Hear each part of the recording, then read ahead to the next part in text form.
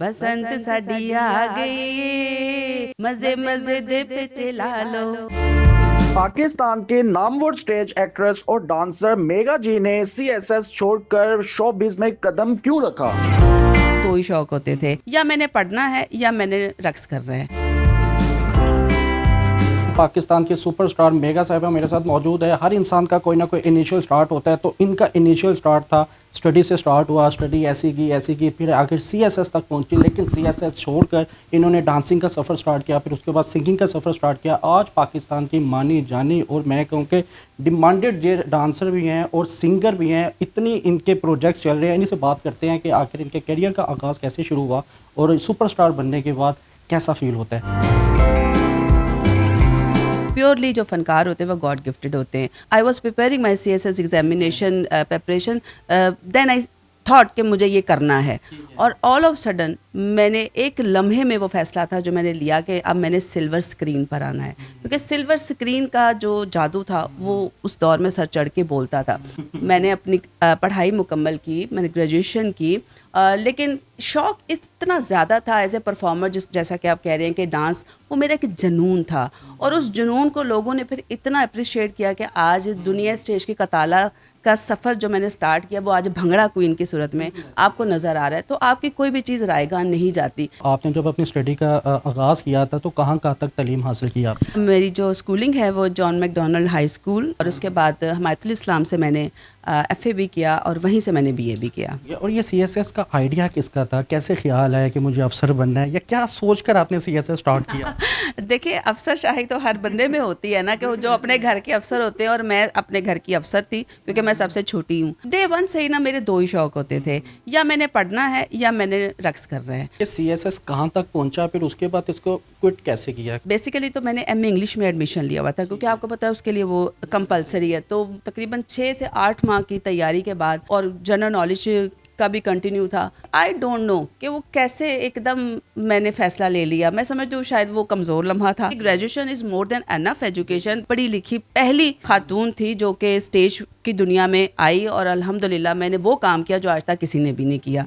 आपको किसी ने अप्रोच किया था या फिर आपने किसी से कॉन्टेक्ट किया था इस फील्ड में आने के लिए? मेरी वालदा की जान पहचान थी मैडम संगीता जी के साथ। जब मैंने अपनी वालदा से अपने शौक़ का इजहार किया तो हमारी उनसे मीटिंग हुई, और उन्होंने बहुत ही माशाल्लाह मोहब्बत का मुजाहरा करते हुए मुझे अपनी पहली फिल्म जीत, उसमें मुझे चांस दिया, और फिर एक जीत का ऐसा सफ़र शुरू हुआ कि वापस मुड़ के नहीं देखा। फिल्म इंडस्ट्री में माशाल्लाह मेरा जितना भी वक्त गुजरा उसमें मैं समझती हूँ कि बहुत ही मैंने क्वालिटी वाला काम किया। आज भी वही जो गाने हैं वो स्क्रीन पर हों या यूट्यूब पर हों, वो बार बार चलते हैं, और आज भी वो किसी ना किसी स्टेज पर वो परफॉर्म हो रहे होते हैं। कोई ऐसा एक प्रोजेक्ट होता है जिससे आपको आइडिया हो जाता है कि यार इस प्रोजेक्ट के बाद मुझे इतना पता चल गया कि अब मुझे ना ज़्यादा स्ट्रगल करने की ज़रूरत नहीं है, मेरा करियर जो उनसे है वो इसी फील्ड में है? फिल्म इंडस्ट्री से मुझे वो चीज़ नहीं मिली जो मैं एक्सपेक्टेशंस लेकर आई थी। फिर मुझे टेलीविज़न की दुनिया में बहुत प्यार मिला। मैंने बहुत सारे ड्रामे किए PTV के साथ भी और PTV से बाहर भी। लेकिन जब मैंने स्टेज की दुनिया में कदम रखा, जो सैयद इफ़ज़ाल अहमद साहब ने मुझे मेरा पहला ड्रामा घुंघरू गिरा शरीफों में कास्ट किया, तो उसके बाद मुझे लगा कि हाँ हुण गल बन गई है हुण गल बन गई है, तो हुण मेरी जिहड़ी मेहनत है ना वो रंग ले आई। सबके साथ साथ सिंगिंग का भी सिलसिला जारी था, या फिर वो बाद में आपने कहा कि नहीं यार बाद में इस चीज़ को देखें? दूर दूर तक भी नहीं था कि मैंने इस फील्ड में आना है। हालांकि इवन हम लोग एक टूर पर गए मस्कत ओमान, जिसमें मेरे साथ अकरम राई साहब थे, मेरे साथ इकट्ठे परफॉर्म किया। तो उन्होंने मुझे कहा कि मेघा तुम्हारे पूरी बॉडी में रिदम नाचता है ना, तुम गा सकती हो, क्योंकि हारमोनियम वो हमेशा अपने पास रखते थे। तो वो मेरे पास लेकर आए हारमोनियम के, मेघा एक दफ़ा बोलो आ।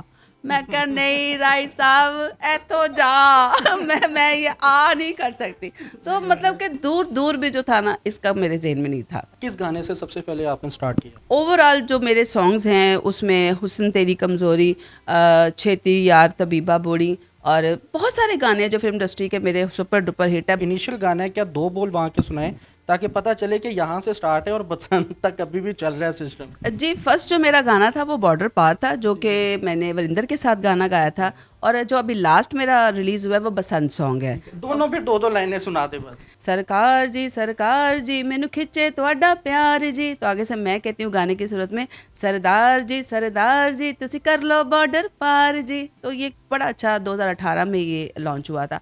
अब जो मेरा रीसेंट गाना जो बसंत वाला चल रहा है वो बसंत की मुनासबत से बहुत हिट है। आ गई ये बसंत अज लौर सजेया, नीले पीले रंगा नाल लौर सजेया, बसंत साडी आ गई ये, गुड्डियां शुड्डियां उड़ा लो, बसंत साडी आ गई ये, मजे मजे दे पे चला लो। भी के गुड्डियाँ छुट्टियाँ उड़ाती हैं या फिर बस एंजॉय करती हैं, दूर से देख कर तालियां मारनी, वाह वाह क्या वो गुड्डी है। देखिए अभी तो बसंत आ रही है, हम तो अभी तो वावा भी करेंगे, तालियां भी बजाएंगे और डोर को भी हाथ में पकड़ के देखेंगे। पहले एक्सपीरियंस की बात की जाए, अच्छा एज सच मुझे गुड्डी उड़ाने का कोई शौक नहीं था, हाँ, क्योंकि मैं तब भी सिर्फ देख के खुश होती थी, क्योंकि उसकी जो डोर की वो जब फिरती है ना फिंगर पे तो वो बड़ी दर्द होती है। और उर्दू पॉइंट की वसासे से मैं अपने जो जिम्मेदार शहरी हैं उनको ज़रूर कहूँगी कि हमारा इतना खूबसूरत इवेंट जो है वो दोबारा बहाल हुआ है। गवर्नमेंट ऑफ पंजाब स्पेशली हमारी CM मरियम नवाज साहिबा ने एक इनिशिएटिव लिया है, तो प्लीज़ हम सब की भी जिम्मेदारी है कि SOPs को फॉलो करते हुए हम बसंत को मनाएं। और ये जो त्यौहार है जो क्या पूरी दुनिया में इसकी पहले शनाख्त हुआ करती थी, अब फिर ये रिवाइवल हुआ है, तो प्लीज़ इसका ख्याल रखिएगा, उसको बचा के रखिएगा और बसंत SOPs के साथ मनाइएगा। आवाम जानना चाह रही है कि मेगा जी ये बड़ी स्क्रीन में कब नजर आ रही है। हमारी फिल्म इंडस्ट्री का जो एक मोराल था ना, जिस पीक पर वो थी, मैं वैसे अपनी फिल्म इंडस्ट्री देखना चाहती हूँ, क्योंकि कहा जाता है कि पूरी दुनिया में सिल्वर स्क्रीन जो है वो डाउन हुई है, क्योंकि उसकी जगह जो है रिप्लेस हुई है नेटफ्लिक्स और प्राइम और डिजिटल मीडिया पर वो ज़्यादा रुझान है लोगों का। फिल्में बननी चाहिए और हमारी गवर्नमेंट भी फिल्म सिटी बना रही है, लॉन्च कर रही है, तो मेरा ख्याल है कि कमिंग डेज में जब बहुत सारी फिल्में, अच्छी फिल्में बनेंगी तो मैं आपको उसका पार्ट नज़र आऊँगी। कि यही फनकार अगर पाकिस्तान में फ़िल्म बनाते हैं तो वो बदकिस्मती के साथ वो नहीं इतनी कामयाब हो पाती। अगर यही फनकार आउट ऑफ कंट्री में मतलब कि पड़ोसियों के साथ कोलैबोरेशन के साथ वीडियो बनाते हैं तो वो सुपर डुपर हिट जाती है। फिर मसला किस चीज़ में है? तालीम, एजुकेशन, सोर्सेज और विजन। पूरी दुनिया में आप देखें कि हर फिल्म भी हिट नहीं होती, फिल्म हिट होती है आवाम की चॉइस से। तो मेरा ख्याल है कि हमें अवामी काम करना चाहिए और जो अपनी चीज़ें उसको अपग्रेड करें, क्योंकि देखें अब हमारा 50 साल पुराना तो सेटअप नहीं चलेगा ना, आपको ग्रूम करना है, तो तालीम ही सब कुछ कर सकती है। तो मेरा तो यही ख्याल है कि सबसे पहले आप अपनी तालीम पर तवज्जो दें, उसके बाद आज की दुनिया की तरक्की है उसके मुताबिक चलें। तालीम हासिल करें, कुछ भी करें, एक अच्छी पोस्ट में पहुंच जाएंगे, अच्छा पैसा कमाने लग जाएंगे, लेकिन आप इस फील्ड में आई, आपको करियर भी नज़र आया, अच्छी अर्निंग भी नज़र आई, लेकिन उसके बावजूद अपनी अपनी स्टडी को कंप्लीट रखा। इस हवाले से आप ख़ास तौर पर हमारे माशरे की ख़वातीन को क्या कहना चाहेंगे? नेपोलियन बोनापार्ट कहता है कि तुम मुझे एक पढ़ी लिखी खातून दो, मैं तुम्हें पढ़ा लिखा मुआशरा दूंगा। सबसे पहले औरतों का तालीम याफ्ता होना बहुत ज़रूरी है, और उसके साथ साथ देखिए हर बंदे की अपनी चॉइस है, वो जहाँ जाना चाहता है। आप किसी भी शोबे में जाएँ, डिग्निटी के साथ काम करेंगे तो आपकी रिस्पेक्ट भी होगी और आप अपने लिए भी और अपनी फैमिली के लिए भी सोर्स ऑफ इनकम बनेंगे। तो काम कोई बुरा नहीं होता, उसको करने वाला होता है। जाते हमारी आवाम को कोई ऐसा गाना जो आपको अपना गाया हुआ बड़ा पसंद हो। मैनू पार लंगा देवे कड़िया मिन्नतां तेरियां कर दी, हो पिछा मुड़ जा सोहणीए नी, कान डुब के चना दे विच मर दी। मैनू पार लंगा देवे कड़िया मिन्नतां तेरियां कर दी।